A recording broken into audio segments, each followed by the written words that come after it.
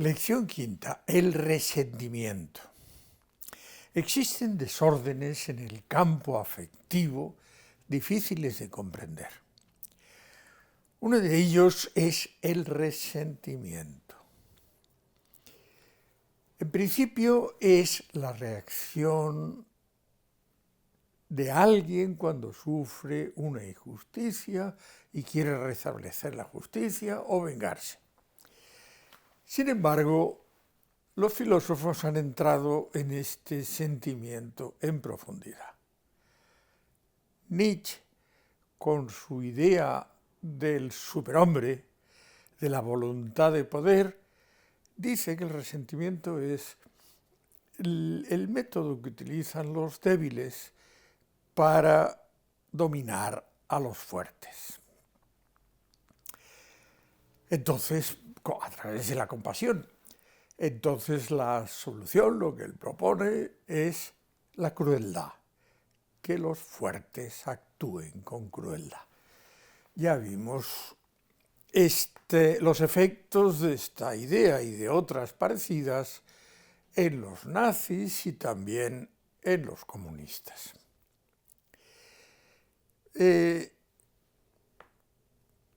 Max Scheler reacciona ante este planteamiento pensándolo en profundidad. Es más, llega a atribuir el resentimiento a todo el proceso de la modernidad. Como había dicho ya George Steiner, el famoso historiador del arte, que ve la modernidad como un intento de decir que el hombre no es culpable de nada y siempre es inocente. Por ejemplo, Spinoza dirá: el arrepentimiento no es una virtud, no nace de la razón. El que se arrepiente de lo que ha hecho es 2 veces miserable e impotente. Así que se puede justificar cualquier barbarie con el escudo de la razón. O cuando Hegel dice que la libertad es la ignorancia de la necesidad, entonces no somos responsables de nada. Pero en fin, no entremos ahora en la libertad. Max Scheler conoce los fondos oscuros del corazón humano y describe el resentimiento como una intoxicación psíquica con causas bien definidas. Surge al reprimir sistemáticamente la descarga de ciertas emociones, afectos, los cuales son en sí normales y pertenecen al fondo de la naturaleza, como son la venganza, el odio, la maldad, la envidia, la ojeriza y la perfidia. Es una venganza, pero sin un contraataque directo, como refrenando los sentimientos debido a la constatación de un sentimiento de impotencia. En este estadio sentimental se dan una serie de grados, desde el rencor hasta la envidia, la ojeriza y la perfidia, antes de llegar al resentimiento propiamente dicho. Bien sabido es que estos sentimientos desaparecen con el perdón verdadero o luchando por la meta a la cual se envidia. El resentimiento es distinto porque en él se da una conciencia muy acusada de impotencia que refrena la acción o la expresión. Por eso la venganza nunca pasa a la acción, sino a la sed de venganza, que llega a ser como un deber buscando ocasiones de satisfacerla, con una susceptibilidad extrema que cuanto más reprimida está, adopta expresiones imaginarias y falsas con tendencia a la detracción del que es odiado. Para que exista resentimiento tiene que haber una cierta igualdad entre ofendido y ofensor. Se puede comprobar que no se daba en el mundo de amos y esclavos, en el de castas y entre amos y siervos en otros tiempos. Las grandes pretensiones internas, pero reprimidas, un gran orgullo unido a una posición social inferior, son circunstancias singularmente favorables para que se despierte el sentimiento de la venganza. Si el agravio se hace permanente, la explosión o la inversión social puede ser extrema. Una manifestación es la crítica resentida, en la que ningún remedio produce satisfacción.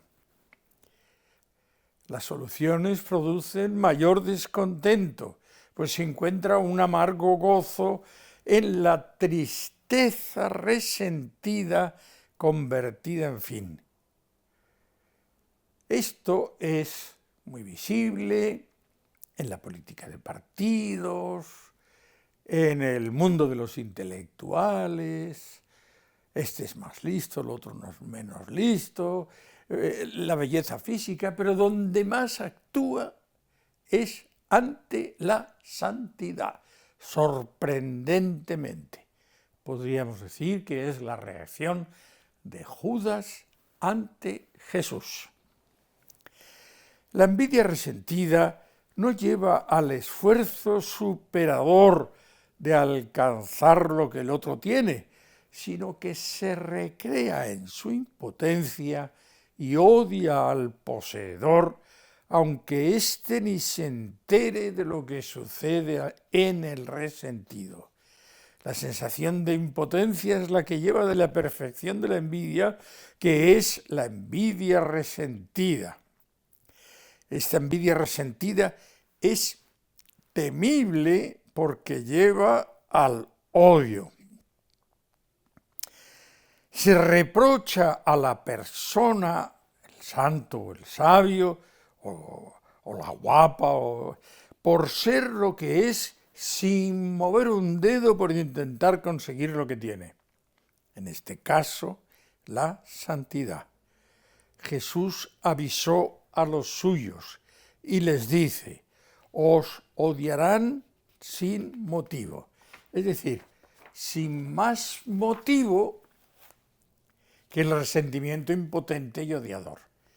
En estas clases de envidia es donde se presenta el fenómeno de la desvalorización de los valores positivos que promovieron la envidia, la sabiduría, la santidad. Manifestaciones laterales de esta actitud es que todo vale para conseguir el objetivo. La soberbia violenta la memoria, la oscurece, el hecho se esfuma o se embellece y se encuentra una justificación para cubrir de bondad el mal cometido que no se está dispuesto a rectificar. Se acumulan argumentos, razones que van ahogando la voz de la conciencia cada vez más débil y más confusa. Si no se es valiente para reconocer el mal y rectificar, con la ayuda de Dios se dará un proceso de racionalización y autojustificación. Se llega así a lo que se ha llamado la perfección de la venganza.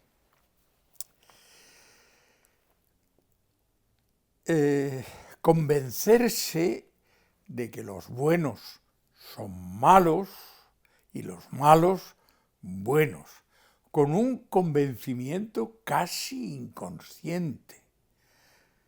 Por tanto, proclamarse o proclamar una moral nueva, una nueva liberación. Lo que hago no solo no es pecado, sino que es bueno. Los malos son los que viven moralmente. Jesús es malo. Destruyamos a los que se llaman buenos con la lengua o con el fuego.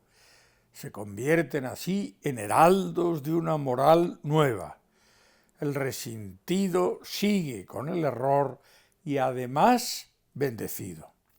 Aunque le dé un sentido contrario una frase irónica de Nietzsche, dice: mi memoria me dice que yo he hecho esto, mi orgullo me dice que no puedo haberlo hecho, calla la memoria y se da la razón al orgullo.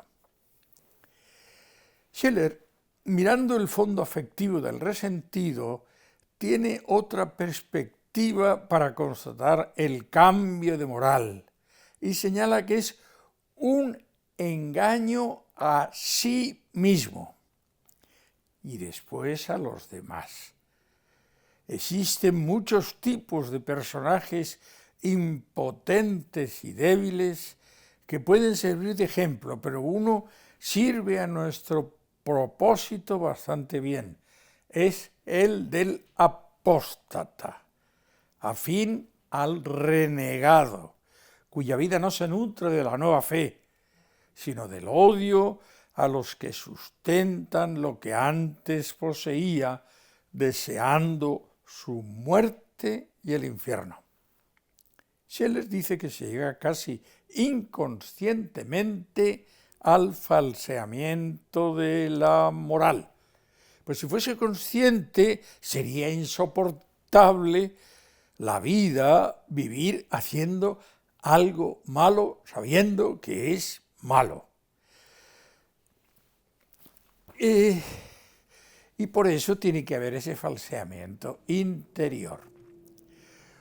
Un dato empírico del resentimiento es que tiene efectos corporales. Las sensaciones viscerales internas que colaboran en todo afecto adquieren preponderancia sobre la sensación de los movimientos expresivos externos mediante la represión de la expresión periférica. Y como todas ellas son desagradables y hasta dolorosas, el sentimiento del cuerpo en su conjunto resulta algo acusadamente negativo. El hombre ya no vive a gusto en la caja de su cuerpo. Y llega entonces a esa actitud penosa que consiste en distanciarse y objetivarse a sí mismo. Esta ha sido la vivencia inicial donde han partido las metafísicas dualistas, como la de los neoplatónicos, la de Descartes, los gnósticos de todos los estilos antiguos y modernos, también tienen esta experiencia. Captan un malestar hasta corporal que no se sabe de dónde viene y se llega al odio de sí mismo, tormento de sí mismo, sed de venganza contra sí mismo, de funestas consecuencias, tanto en el fenómeno religioso como en el sociológico, el político o el psíquico. Es el conocido caso de un salvaje a quien ha sido vedada la venganza de sangre y se consume, se va debilitando y muere. El falseamiento de la moral no siempre es un acto consciente, como sería la vida moral de un cínico, pues es imposible vivir en una continua contradicción. La moral falseada es la exteriorización de una percepción averiada de la realidad desde el resentimiento más o menos querido. En el conflicto entre el apetito y la impotencia surge el odio, la sed de venganza, hasta que se alcanza la perfección de ella, que es estar tranquilo en su miseria. Es la obra suprema del resentimiento. La sublime venganza la llama Nietzsche. Es sublime porque los impulsos de odio y venganza contra los hombres fuertes, sanos, ricos, hermosos, desaparecen completamente y la persona resentida escapa gracias al resentimiento al tormento interior de estas pasiones. Tras la inversión del sentimiento y la división del juicio, ya no son esos hombres fuertes ya no son dignos de envidia, dignos de odios, dignos de venganza, sino al contrario, son dignos de lástima, dignos de compasión, pues participan de esos males. Sentimientos de dulzura, de compasión y de lástima son los que producen ahora su presencia. Hoy día es muy visible esta actitud en el mundo homosexual convertido en lobby activo, especialmente en los medios de comunicación. El resentido ya no lucha contra personas concretas que le humillan por su impotencia, aunque sea inconscientemente, sino que lucha contra los valores mismos, aunque en el fondo no se lo acabe de creer, pero grita fuerte para que se oiga poco la voz de la conciencia.